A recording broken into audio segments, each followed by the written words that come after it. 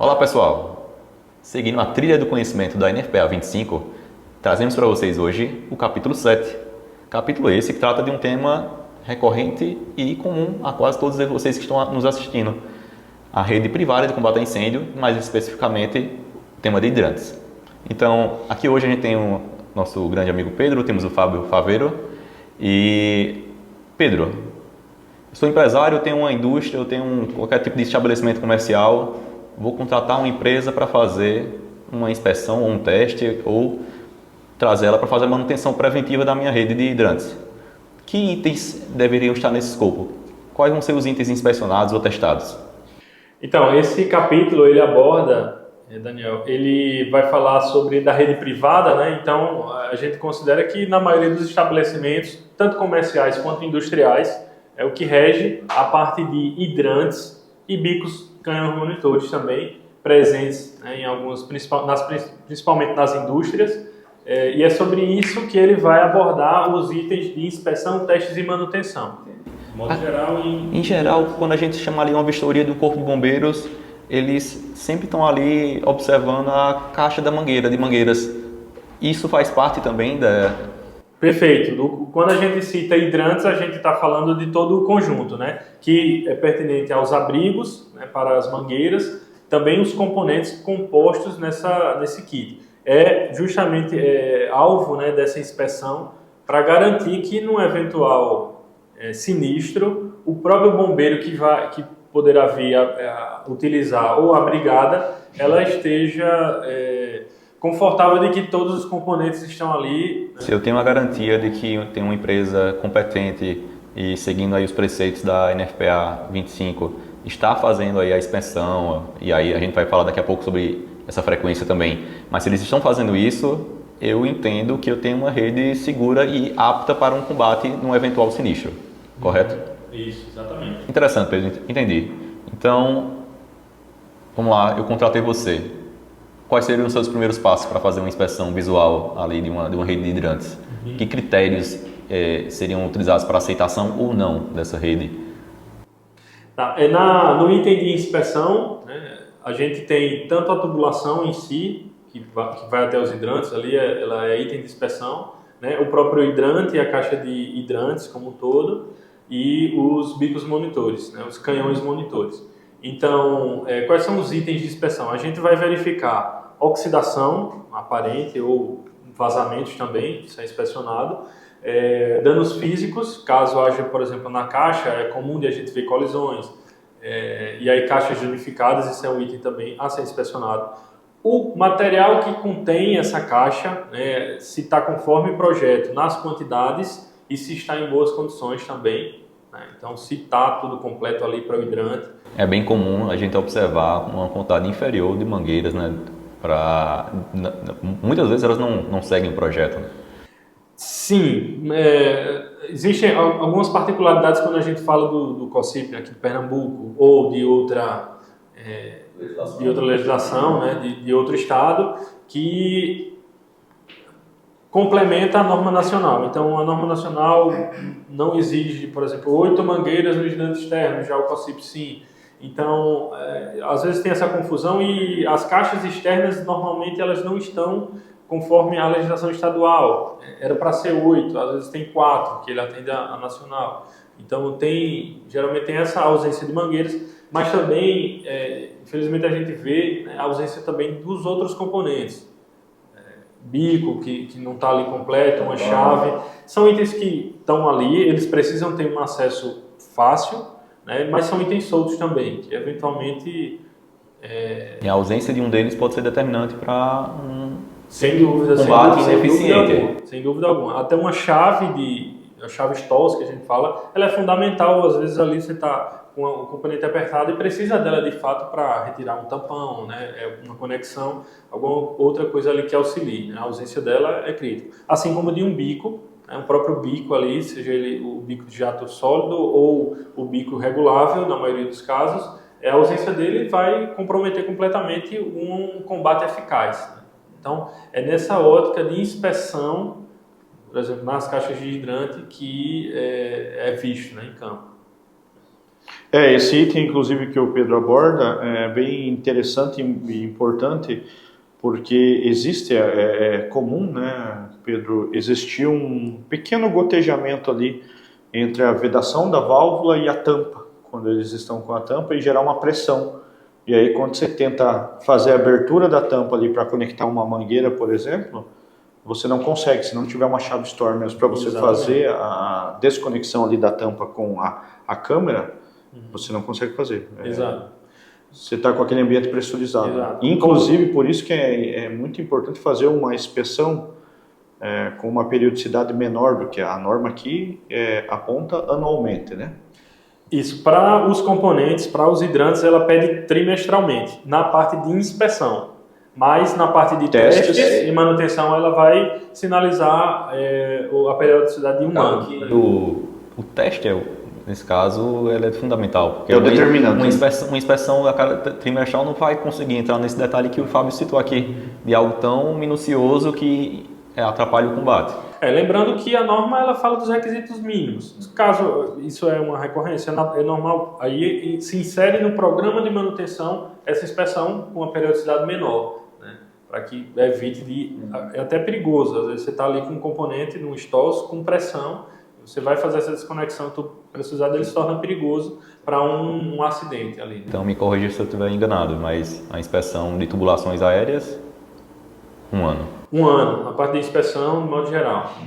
Subterrânea, ele fala de inspeções a cada 5 anos, né, também. E aí voltado mais para testes de fluxo, para saber se o fluxo nesse sistema está ok. Importante falar até desse capítulo, na parte de o que ele considera eficaz na parte de testes, ele cita logo no início que o teste de fluxo é o meio mais eficaz para validar, né, toda a parte do conjunto de combate a incêndio. Isso quando a gente fala em fluxo, é até item de inspeção solicitado pelo Corpo de Bombeiros, o teste de vazão no hidrante mais desfavorável. Isso é um método que pode ser utilizado, né, na periodicidade, não somente em um. É preciso fazer em todos os hidrantes, a gente vai falar mais na frente. Mas no mais desfavorável, se eu tenho esse controle anual desse teste, e eu consigo verificar entre um ano e o outro se teve deficiência no fluxo. Isso vai ser a leitura de que há um problema, né? Uma variação aí maior um sintoma de algo mais crítico que precisa de uma avaliação mais aprofundada, né? E aí, trazendo agora a experiência de campo, Fábio, você citou aquele problema mais minucioso. Em campo, você observa esses testes sendo feitos em hidrantes? Em todos os hidrantes de uma fábrica ou apenas em alguns? Eu não identifico, na verdade, isso se fazendo em 100% dos hidrantes, e a norma aqui ela é bem clara, ela recomenda isso, né? Ela até cita aqui como deve ser esse procedimento de vazão em 100% dos hidrantes, determinando que você deve ter um fluxo por no mínimo 1 minuto, né? Após todos os corpos estranhos terem sido expurgados. A gente sabe que um hidrante, quando está fechado ali por algum tempo, se for o teste anualmente, quando você abrir ele ali, ele vai ter corpos estranhos, né? Essa água vai estar parada e ela vai expurgar isso. E a norma aqui determina que, após todos os corpos estranhos terem sido expurgados, você deve manter o fluxo não por menos de 1 minuto. Isso não acontece. Não vejo hoje hospitais fazendo isso anualmente em 100% dos hidrantes. Não vejo hoje shoppings fazendo isso em 100% dos hidrantes. Não vejo hoje indústrias fazendo isso em 100% dos hidrantes. Isso quer dizer que se não está se fazendo, não está se seguindo uma recomendação normativa de inspeção. Pode ser um problema perante a seguradora. E se ela recomenda 100%, é porque a amostragem não é válida para validar que aquele hidrante está funcionando. Concorda, Pedro? Sim, sem dúvida. E a gente vê, né? Por que não? Porque, como você falou, a cada 1 ano eu vou abrir aquela tubulação. Ela vai arrastar a oxidação que está ali ao longo daquele trajeto, né? Imagina que aquilo ali passou 5 anos e nunca foi aberto. O que é que pode acontecer se eu for abrir aqui depois de 5 anos? A gente com certeza vai ter uma surpresa negativa. Pode ser uma obstrução, ali, uma oxidação severa. E aí uma série de riscos que podem comprometer o funcionamento desse hidrante, né? Então, Pedro, comumente aqui no Brasil a gente vai ter o quê? Hidrantes de expedição simples, para riscos menores, hidrantes de expedição dupla ali para riscos maiores e também para áreas externas, e canhão monitores que se destinam a um risco específico e localizado, como por exemplo um parque de tanques de líquidos inflamáveis. Seguindo os parâmetros da NFPA 25, capítulo 7, que diferenças a gente tem, né, em frequência, o tipo de inspeção que vai ser realizada? Existe algum nesse sentido? Tem uma diferença pequena. Na parte de inspeção, o canhão monitor é exigido que ele faça a inspeção semestral. Na inspeção semestral, a gente vai identificar vazamentos, corrosão que possam, ou danos físicos que possam comprometer ele. Já para um hidrante convencional, é exigido a cada 1 ano. Isso na parte de inspeção, né? Já na parte de testes, ambos são feitos anualmente e aí difere de um para o outro. Como a gente já falou anteriormente para hidrante, né, com o Fábio ele comentou a questão da abertura total da válvula e fechamento de forma manual, suave, né? Isso vai garantir, além da lubrificação também dessa válvula, e o fluxo de água, né, total, até que limpe não menos que 1 minuto. Né? É pedido para hidrantes. No canhão monitor, tem algo um pouco a mais que é necessário, né? Normalmente o canhão monitor ele tem a articulação tanto para lateral quanto superior, então é pedido que em todo o range, né, de alcance desse canhão monitor ele seja simulado, né, em todos os lados, para cima e para baixo. Normalmente o esguicho é de jato regulável também, ele solicita, a gente precisa fazer essa inspeção de movimentação, né, para a parte de testes anualmente, além do próprio teste de fluxo dele também anualmente, né, onde a gente verifica o alcance desse canhão na prática, né, isso uma vez no ano. Essas particularidades aí para o canhão monitor também. Essas diferenças são importantes na hora de, dependendo do tipo de hidrante que eu vou ter na minha edificação, eu tenho que estar observando esses detalhes. Isso. E aí eu acho que, assim como todo outro capítulo, a gente fala inicialmente sobre a inspeção, sobre o teste, chegando na manutenção. A manutenção, em geral, vai acontecer quando a gente observar que alguns dos parâmetros mínimos de qualidade não foram atendidos, correto? Isso. Né? O que ele cita de manutenção é voltado para a parte de lubrificação, né, dos componentes ali de giro, os mecanismos, tanto para abertura de hidrantes como de canhões monitores.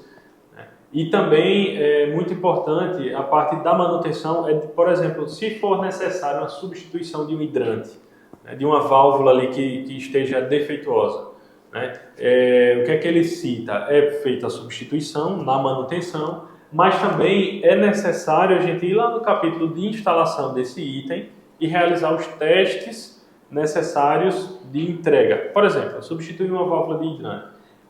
É necessário a gente fazer o teste de estanqueidade, seguir os parâmetros que são citados lá na norma de instalação, para garantir que está tudo ok. Assim como também o fluxo, né? Substitui o hidrante, então eu tenho que validar o fluxo dele perante ali a instalação, né? Assim como um canhão ou outro item que esteja ali conectado na rede.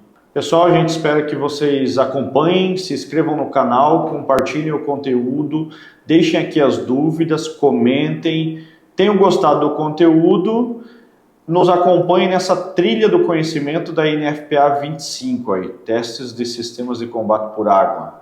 Esse tema, como a gente falou, acho que é um dos mais, o pessoal tem mais comentado, né, o que fazer nas inspeções dos hidrantes. É porque o hidrante é uma realidade de praticamente quase todas as edificações no Brasil, aquelas que têm acima de 750 metros quadrados, praticamente 100% delas irão ter, porque é preconizado por praticamente todas as ITs e códigos estaduais. Pode ser o sistema mais presente em praticamente 100% das edificações hoje com mais de 750 metros quadrados, mas também ele é o sistema que mais tem histórico de falhas. Né? A gente está cheio de históricos e vídeos aí do sinistro acontecendo e a pessoa abrindo hidrantes e não tendo água, e não tendo mangueira, e não tendo bico de combate. Então isso aí está cheio, né?